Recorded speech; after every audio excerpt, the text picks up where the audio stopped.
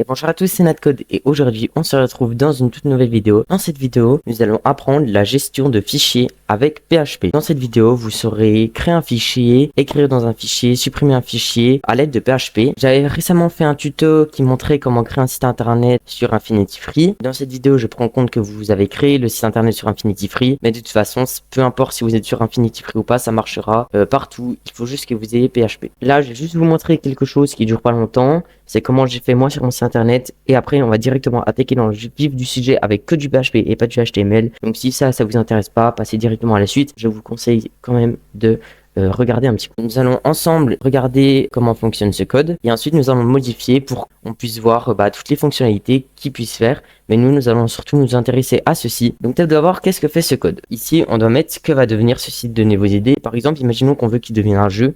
On marque jeu, on tape envoyer et là hop, vous voyez que les idées, il y a jeu. Ensuite, ici, nous, idcite.txt, vous voyez qu'il y a jeu qui s'est affiché. Et si je supprime jeu, je sauvegarde, vous voyez qu'il est parti car il n'y a plus de jeu. Je peux même actualiser, vous voyez qu'il n'y a plus rien. Ça, c'est ce qui va permettre d'interagir avec le PHP qui se trouve ici. Ici, on met from méthode égale post pour dire que ça sera un post. Donc là, par exemple, regardez, j'ai changé, au lieu de mettre méthode est égale à post, j'ai mis get. Et ici, plus tard, j'ai mis get également.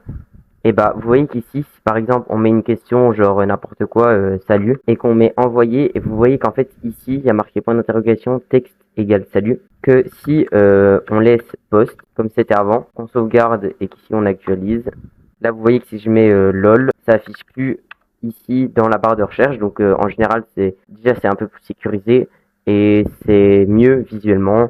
Et c'est plus pratique de mettre post, donc mettez post au lieu de get, c'est mieux. On met label for égale texte. Que va devenir ceci? Donnez vos idées, / label. Et là, vous voyez que c'est ce qui a marqué là. Ensuite, input type égale texte. Donc, ça veut dire qu'on va taper du texte. L'idée, c'est texte. Name, c'est texte. Requirate. Button égale envoyer. Donc là, c'est pour envoyer. Donc, le bouton qui est ici. Et ensuite, on va créer une classe message. Donc, if, entre parenthèses, $server, request méthode égale post. Alors, on va faire tout ça. En gros, ici, une fois qu'on a posté, donc une fois qu'on a appuyé sur envoyer, ça va faire tout ceci. Donc, ici, qu'est-ce que ça fait?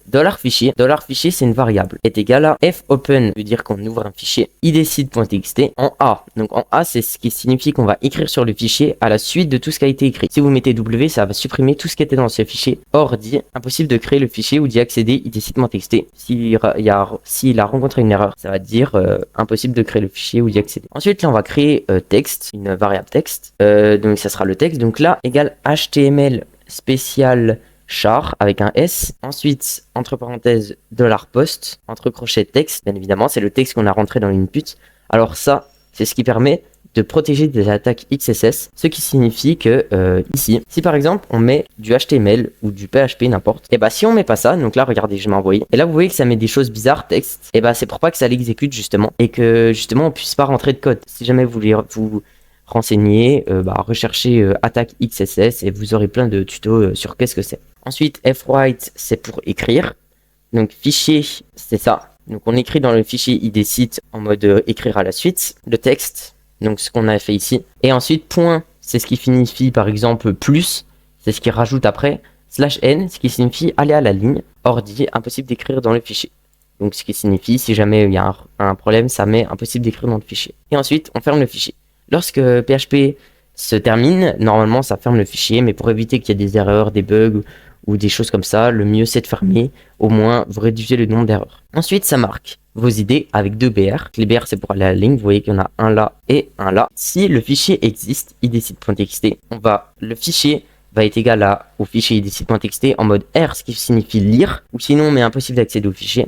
Alors, je ne saurais pas traduire ligne par ligne, mais je sais que ceci sert à afficher toutes les lignes qui sont dans le fichier. Et ici, donc là, ça récupère en fait toutes les lignes qui sont dans le fichier. Et une fois qu'on les a récupérées, on les dit tous en mettant à la ligne entre chaque ligne. Et ici, pareil, on protège les attaques XSS. Ensuite, on ferme le fichier. Et s'il n'existe pas, on met le fichier idcite n'existe pas encore. Et on ferme PHP. Donc j'espère que vous avez compris ça. Et maintenant, on va pouvoir s'attaquer à la suite. Donc à partir de maintenant, on va faire qu'avec du PHP pour que ça soit plus simple et que vous compreniez tous. On va dire qu'on va utiliser PHP. Donc pour ça, hop, là ça veut dire qu'on utilise PHP. Ensuite, on va mettre $.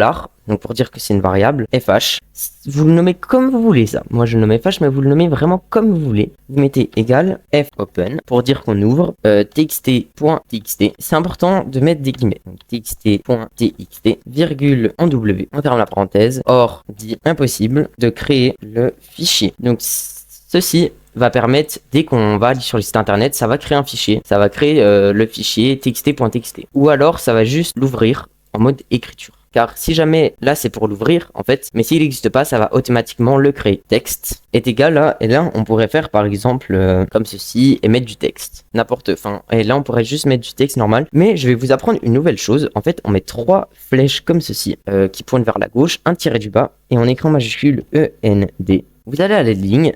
Et là, vous pouvez mettre toutes les lignes qui seront écrites. Donc, par exemple, ligne 1, chat, poule. Et ici, vous mettez tiré du bas, END, un point virgule. Ensuite, on va mettre FR, donc white, W-R-I-T, entre parenthèses. Et là, c'est la variable que vous avez mis. Donc, moi, c'est FH. Mais vous pouvez mettre une autre variable, virgule, dollar, texte, pareil, là vous le nommez de la même variable que vous avez mis ici, or, dit, impossible d'écrire dans le fichier. Ensuite, vous mettez ici f close, entre parenthèses, dollar, fh, et ensuite vous mettez echo, écriture, dans le fichier réussi. Et ensuite, vous fermez PHP, comme ceci. Vous sauvegardez, et là, normalement, du coup, censé écrire ligne 1. Chat et poule. Les amis, ça marche pas car j'ai fait quelques erreurs. Il ne faut jamais oublier les points-virgules ici, ici et ici. C'est très important. En PHP, il faut jamais oublier des points-virgules, sinon il n'y a rien qui marche. Écriture dans le fichier réussi. Si on va du coup dans txt.txt, vous voyez qu'il y a marqué ligne 1, chat et poule. Exactement comme ici. Ligne 1, chat et poule. Maintenant, une fois que nous avons fait ça, donc là il y a marqué ligne 1, chat et poule. Si jamais on change le ligne 1 en ligne 5, on sauvegarde.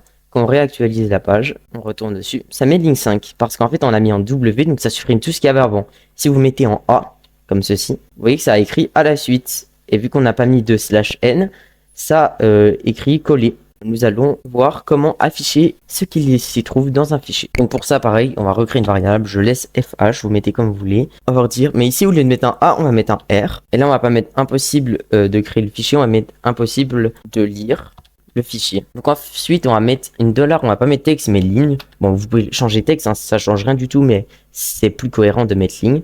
On va supprimer ça cette fois. Et là on va mettre fget, G-E-T-S, entre parenthèses, $fh, sans oublier le point virgule ici. Et ça va servir à afficher les lignes qui se trouvent dans fh. Ensuite on va mettre fclose, entre parenthèses, $fh, point virgule, ne jamais oublier le point virgule. Ça, on peut supprimer. Et ensuite, on va écho directement, $, on va écrire ça. Vous allez voir que si on actualise, ça marque ligne 5. Alors là, ce que ça a fait, c'est que ça a affiché que la première ligne avec fget. Donc, pour pas que ça affiche la première ligne, on va changer le fget en fread, fwid. Et là, on va mettre fh, virgule, 3. On sauvegarde et là vous voyez que ça affiche les 3 premiers caractères. Ici si je mets 30, regardez ce que ça va faire, ça va mettre ligne 5 chat poule. Et après bah vu qu'il y en a moins que 30, là après ça s'arrête vu qu'il y en a plus. Si par exemple je remodifie en mettant 10 ligne 5 et là on voit le début de chat. Maintenant que vous savez ça, on va apprendre à copier un fichier. On va pouvoir faire ça en 2 lignes. Copie entre parenthèses txt.txt virgule chat.txt. Donc ce qui signifie qu'on va copier ce qu'il y a dans txt.txt et on va le mettre dans chat.txt. Pareil, ici on va mettre un or, dit impossible, bla. Et là vous mettez echo. Ah, ici n'oublie pas le point virgule. Ici vous n'êtes même pas obligé de le mettre, mais vous pouvez mettre par exemple copie terminée, voilà comme ça. Vous sauvegardez, vous actualisez, copie terminée, et quand vous allez là, on actualise, et là vous voyez que chat.txt a été mis avec ligne 5, chat et poule. Et on va un petit peu modifier. On va mettre ici if, entre parenthèses, point d'exclamation. Copie, ça on va le laisser, sauf qu'ici on va mettre 2 parenthèses, comme ça. On va écho en enlevant les parenthèses. Impossible de copier le fichier. En gros, le point d'exclamation signifie l'inverse. Généralement, ça signifie l'inverse. Donc là, ça signifie si on ne peut pas copier ça. Ça dit impossible de copier. Sinon, je pense que vous le savez à peu près, c'est LC.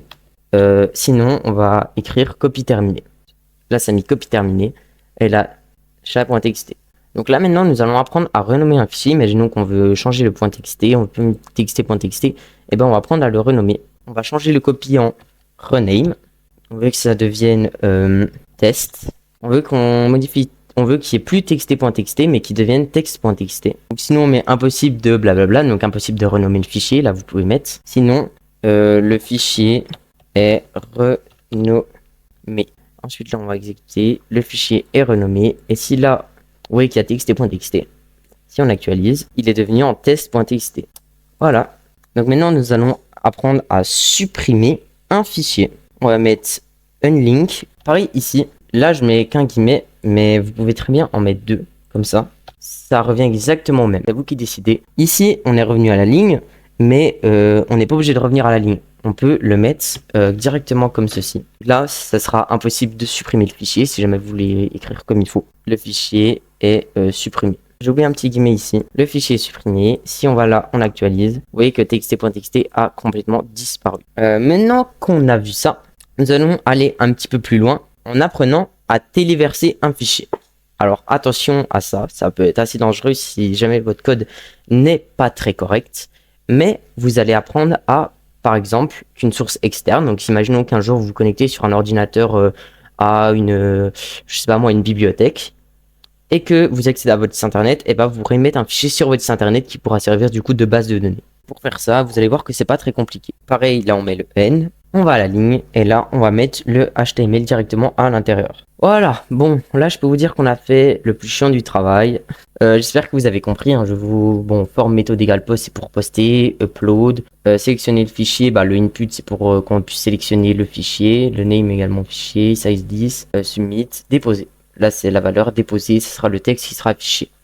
Donc ensuite, une fois qu'on a fait ça, on va mettre if, entre parenthèses, $-du-bas, file, on va ouvrir comme ceci, et on va mettre donc le nom, donc $nom est égal à $file, entre crochets, mon fichier, on avait mis là, entre crochets, entre guillemets, name. Ensuite on met un point virgule, on va à la ligne, mauve-upload-file, entre parenthèses, encore ça, entre crochets, on va remettre ça, mais au lieu de mettre name, ici, on va mettre tmp-du-bas name. Ici, on va mettre une virgule et on va mettre $non. Vous inquiétez pas, c'est fini. Il reste plus que des échos à mettre. Donc là, on met écho. Imaginons que c'est une image qu'on veut mettre. Donc on va mettre image téléchargée. Deux points. On va mettre la variable nom pour le nom du fichier qu'on a mis. BRIMG SRC est égal à $non. Et vous fermez là. Ici, vous mettez un point virgule. Et ensuite, vous pouvez mettre un écho pour fermer du coup le /body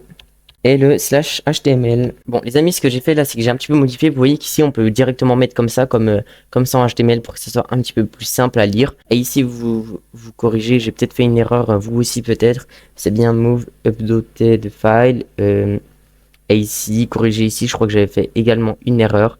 Ici, vérifiez bien comment c'est écrit. Vous allez maintenant pouvoir sauvegarder, choisir un fichier. Vous voyez que ça ouvre ici. Imaginons que moi c'est ça que je mets ouvrir, déposer, ça charge un peu. Les amis, j'ai rencontré une erreur très simple. En fait, ça mettait une erreur 404. Et bah, c'est tout simplement parce que mon fichier, il s'appelle pas upload.php. Moi, je le renomme en upload.php. Mais vous pouvez également modifier ici en mettant directement ici test.php. Et voilà, image téléchargée. Là, ça met le nom de l'image. Et là, vous voyez que là, on voit mon image est grande. Mais là, vous voyez que ça affiche mon image. Et ici, si j'actualise, vous voyez qu'il y a mon image. Donc là, je peux supprimer mon image, mais vous voyez que voilà, ça marche. Sauf que là, il y a peut-être, vous allez peut-être voir un petit problème. Ici, je choisis mon fichier, lol.php, je l'ouvre, je dépose, ça a bien marché. Et là, je mets quoi à lol.php. Le fichier a été supprimé avec succès. Et vous voyez que du coup, là, si j'actualise, là, il est là. Et bah, du coup, ça l'a bel et bien supprimé. Qu'est-ce qu'il faut faire pour que ça soit un petit peu plus sécurisé? Switch, entre parenthèses, $-du-bas, file. On va remettre mon fichier. Et ici, on va mettre type. Ensuite, on va aller à la ligne et on va mettre ceci. Et ici, on va mettre case, image /jpeg, donc JPEG, $ext égale jpg, point virgule, espace break, point virgule. Ça, on va le faire par exemple 4 fois. Et là, on va modifier, on va mettre GIF. Par exemple, si on veut mettre un GIF. Et là, du coup, on va pas mettre JPG, mais GIF. Et on peut, oui, on va s'arrêter là. De toute façon, c'est les plus fréquents. Et ensuite, on va mettre default, ext est égal à rien. if, entre parenthèses, $ext. On va faire ça. Et dedans, on va mettre, donc ici, ça, on va le copier. Voilà, on va copier ça. Sauf que là, on va mettre, par exemple, $n. Vraiment, vous nommez comme vous voulez. Image.$ext. Voilà. Et là, on va echo, tac, img, src égale $n. Hop, on ferme ça. Et on met un point virgule à la fin. Echo. Donc là, s'il y a une erreur, on va mettre lc echo. $non, entre guillemets pour que ce soit un peu mieux, n'est pas accepté comme fichier image. Voilà. Ici, pareil, on va mettre un lc echo. Aucune image chargée. Aucune image chargée. Et pareil, là, on va laisser le body HTML et on va fermer ça. Bon, cette fois, c'était un petit peu plus long que tout à l'heure, mais j'espère que vous avez tout compris. Si vous n'avez pas compris, n'hésitez pas à me le dire en commentaire. Ceci, qui fonctionne du coup avec ceci, va servir à regarder si l'image est en JPG, en GIF et en PNG. Et si elle n'est pas en ça, et bah ça va pas marcher, ça va pas faire ceci. Donc si elle est en PHP, ça va pas marcher. Si elle est en HTML, ça va pas marcher. Si elle est en JavaScript, ça va pas marcher. Bon les amis, vérifiez d'avoir bien mis des points virgules, par exemple là, bon, parce que moi j'en avais oublié. Et du coup j'ai passé 2 heures à galérer car ça ne marchait pas. Aucune image chargée. On charge cette image, ouvrir, déposer. On attend un peu que ça charge. Voilà, image téléchargée. Et ça met ceci. On choisit maintenant un autre fichier, le.php, déposer. Et là, le .php n'est pas accepté comme fichier image.